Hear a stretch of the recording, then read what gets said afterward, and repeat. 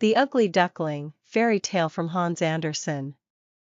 It was lovely summer weather in the country, and the golden corn, the green oats, and the haystacks piled up in the meadows looked beautiful.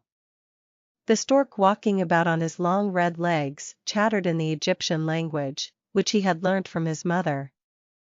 The cornfields and meadows were surrounded by large forests, in the midst of which were deep pools. It was, indeed, delightful to walk about in the country.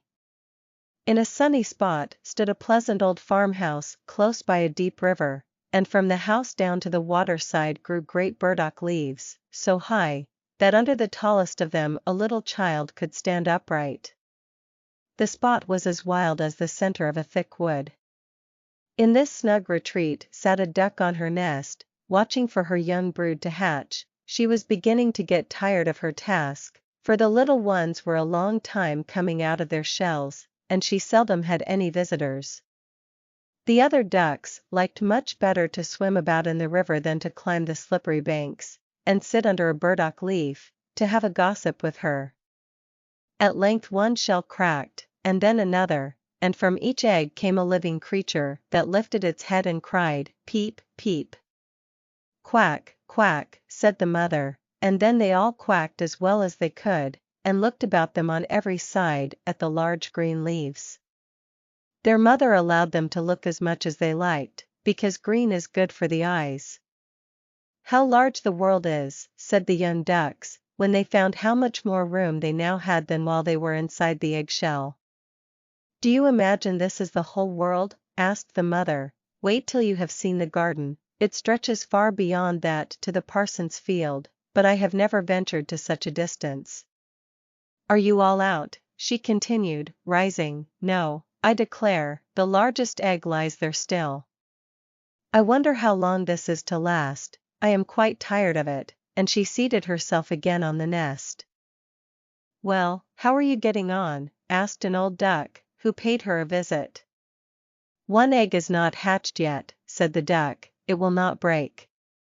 But just look at all the others. Are they not the prettiest little ducklings you ever saw? They are the image of their father, who is so unkind, he never comes to see me." "Let me see the egg that will not break," said the duck. "I have no doubt it is a turkey's egg. I was persuaded to hatch some once, and after all my care and trouble with the young ones, they were afraid of the water. I quacked and clucked, but all to no purpose. I could not get them to venture in. Let me look at the egg. Yes, that is a turkey's egg. Take my advice, leave it where it is, and teach the other children to swim." "I think I will sit on it a little while longer," said the duck. "As I have sat so long already, a few days will be nothing." "Please yourself," said the old duck, and she went away. At last the large egg broke, and a young one crept forth, crying, "Peep, peep." It was very large and ugly. The duck stared at it, and exclaimed, "It is very large, and not at all like the others. I wonder if it really is a turkey. We shall soon find it out, however, when we go to the water.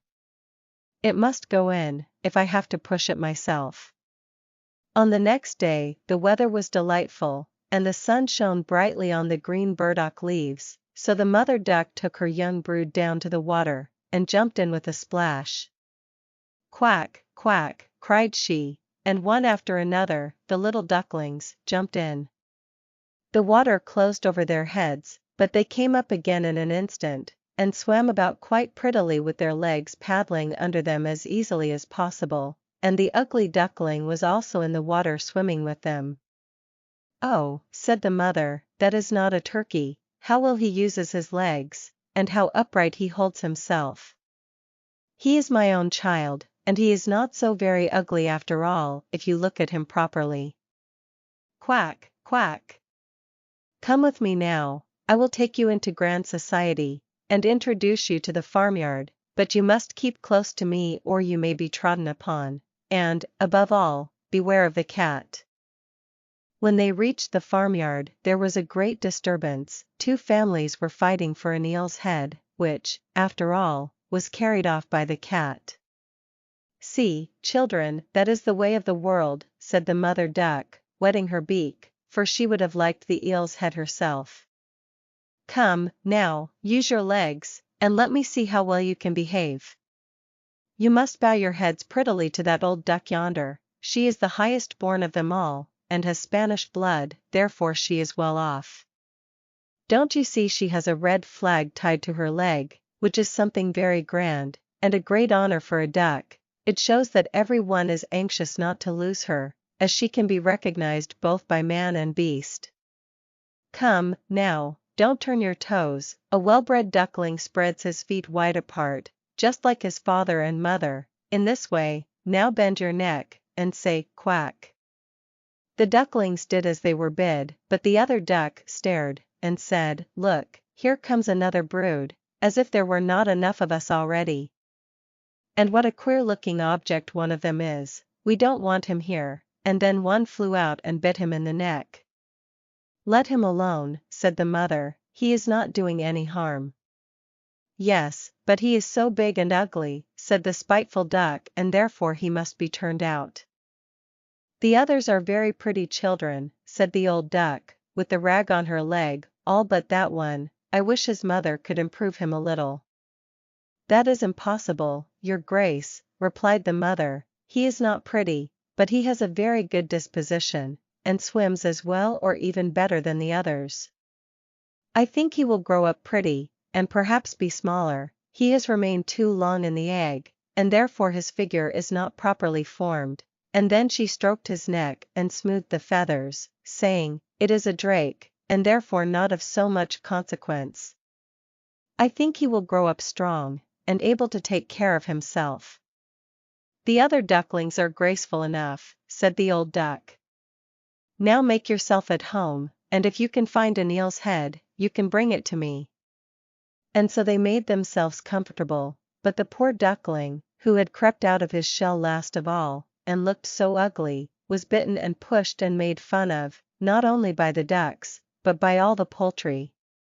"He is too big," they all said, and the turkey cock, who had been born into the world with spurs, and fancied himself really an emperor, puffed himself out like a vessel in full sail, and flew at the duckling, and became quite red in the head with passion, so that the poor little thing did not know where to go, and was quite miserable, because he was so ugly, and laughed at by the whole farmyard. So it went on from day to day till it got worse and worse. The poor duckling was driven about by every one, even his brothers and sisters were unkind to him, and would say, "Ah, you ugly creature, I wish the cat would get you," and his mother said she wished he had never been born. The ducks pecked him, the chickens beat him, and the girl who fed the poultry kicked him with her feet. So at last he ran away, frightening the little birds in the hedge as he flew over the palings. "They are afraid of me, because I am ugly," he said. So he closed his eyes, and flew still farther, until he came out on a large moor, inhabited by wild ducks.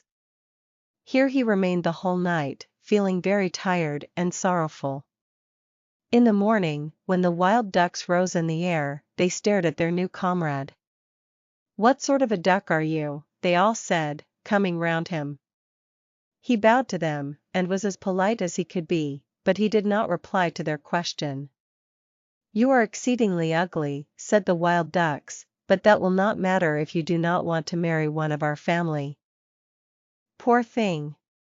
He had no thoughts of marriage. All he wanted was permission to lie among the rushes, and drink some of the water on the moor.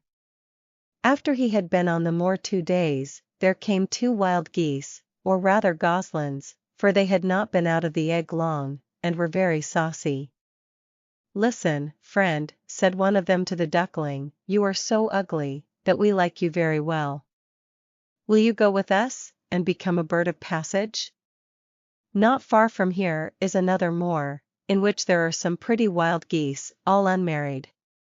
It is a chance for you to get a wife, you may be lucky, ugly as you are." Pop, pop, sounded in the air, and the 2 wild geese fell dead among the rushes, and the water was tinged with blood. Pop, pop, echoed far and wide in the distance, and whole flocks of wild geese rose up from the rushes. The sound continued from every direction, for the sportsmen surrounded the moor, and some were even seated on branches of trees, overlooking the rushes. The blue smoke from the guns rose like clouds over the dark trees, and as it floated away across the water, a number of sporting dogs bounded in among the rushes, which bent beneath them wherever they went. How they terrified the poor duckling! He turned away his head to hide it under his wing, and at the same moment a large terrible dog passed quite near him.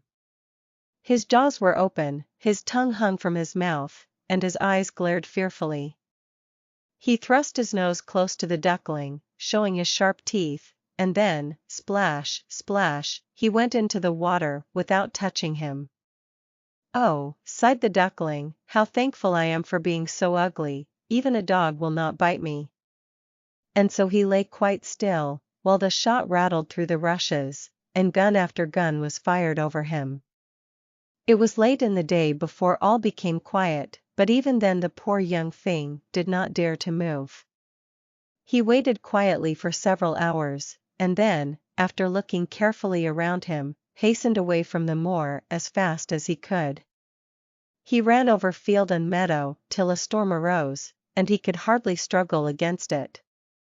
Towards evening, he reached a poor little cottage that seemed ready to fall, and only remained standing because it could not decide on which side to fall first.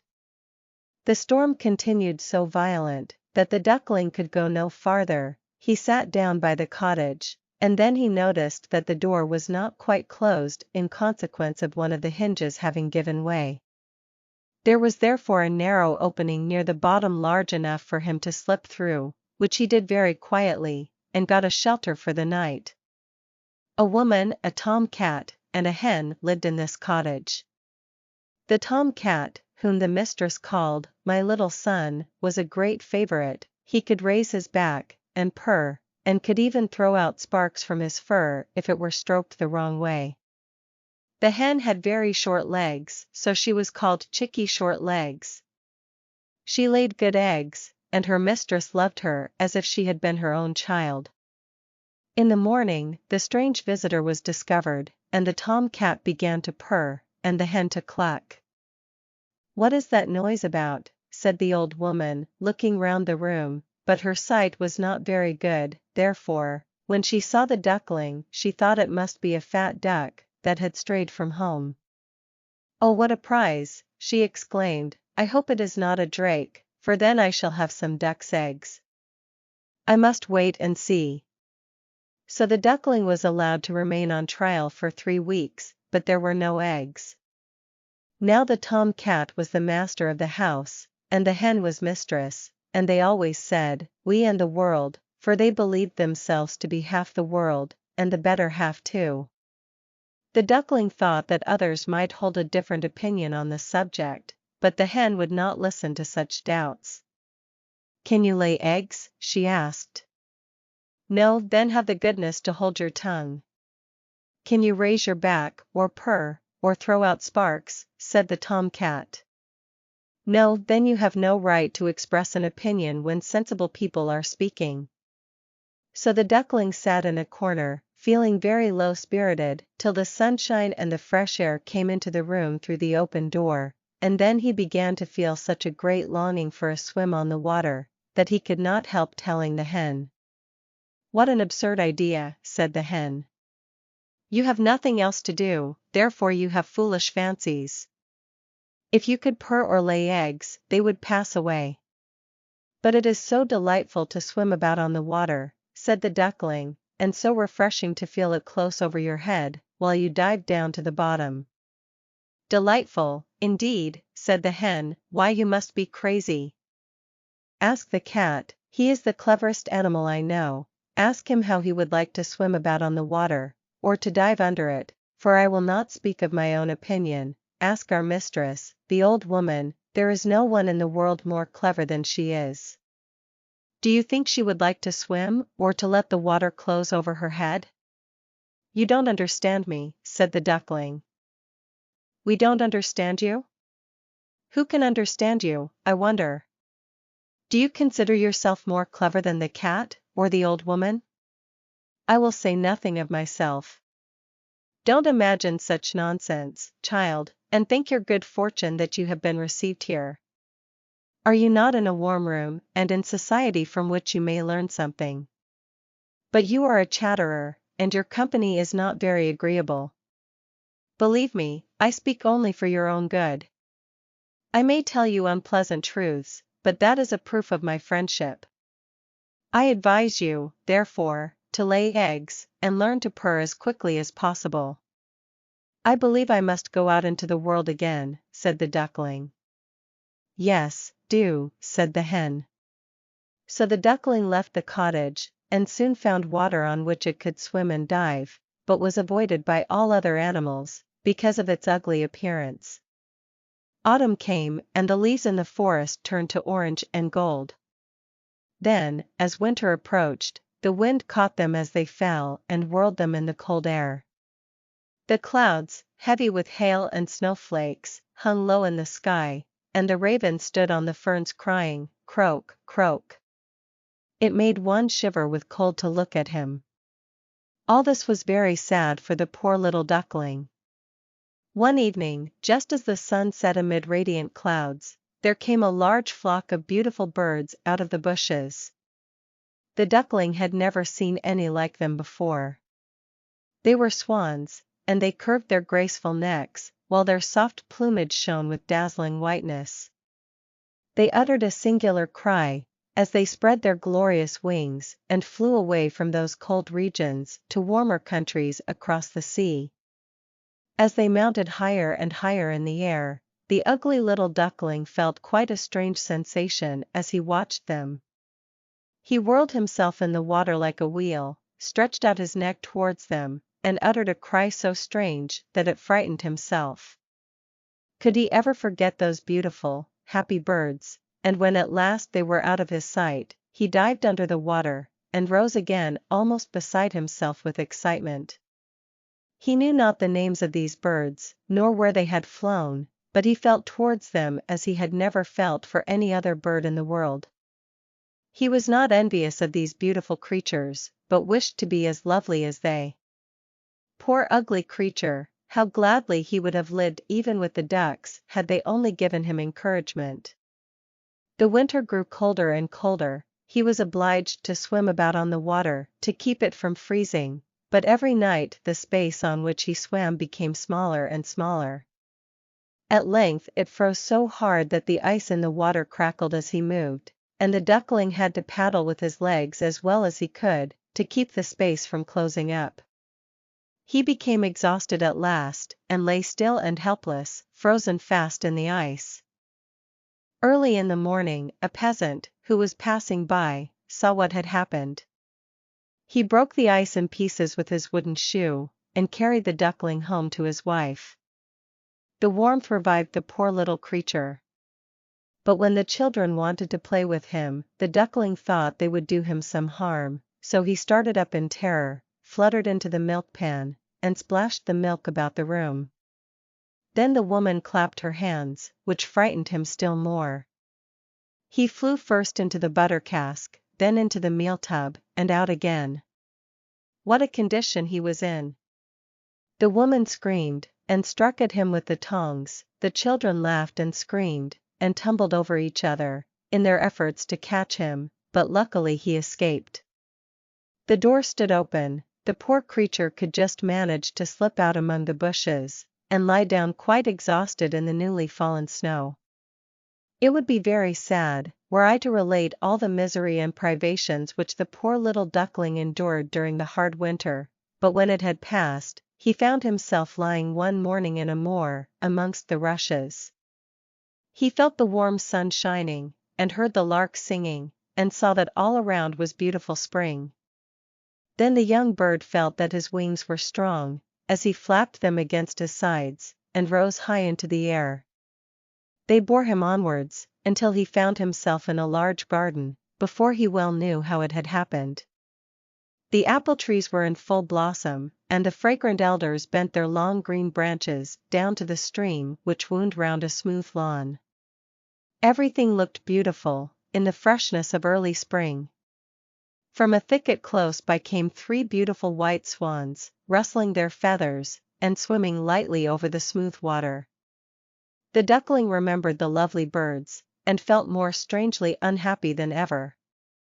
"I will fly to those royal birds," he exclaimed, "and they will kill me, because I am so ugly, and dare to approach them, but it does not matter, better be killed by them than pecked by the ducks, beaten by the hens, pushed about by the maiden who feeds the poultry, or starved with hunger in the winter." Then he flew to the water, and swam towards the beautiful swans. The moment they espied the stranger, they rushed to meet him with outstretched wings. "Kill me," said the poor bird, and he bent his head down to the surface of the water, and awaited death. But what did he see in the clear stream below? His own image, no longer a dark, gray bird, ugly and disagreeable to look at, but a graceful and beautiful swan. To be born in a duck's nest, in a farmyard, is of no consequence to a bird, if it is hatched from a swan's egg. He now felt glad at having suffered sorrow and trouble, because it enabled him to enjoy so much better all the pleasure and happiness around him, for the great swans swam round the newcomer, and stroked his neck with their beaks, as a welcome. Into the garden presently came some little children, and threw bread and cake into the water. "See," cried the youngest, "there is a new one," and the rest were delighted, and ran to their father and mother, dancing and clapping their hands, and shouting joyously, "There is another swan come, a new one has arrived." Then they threw more bread and cake into the water, and said, "The new one is the most beautiful of all, he is so young and pretty." And the old swans bowed their heads before him. Then he felt quite ashamed, and hid his head under his wing, for he did not know what to do, he was so happy, and yet not at all proud. He had been persecuted and despised for his ugliness, and now he heard them say he was the most beautiful of all the birds. Even the elder tree bent down its boughs into the water before him, and the sun shone warm and bright.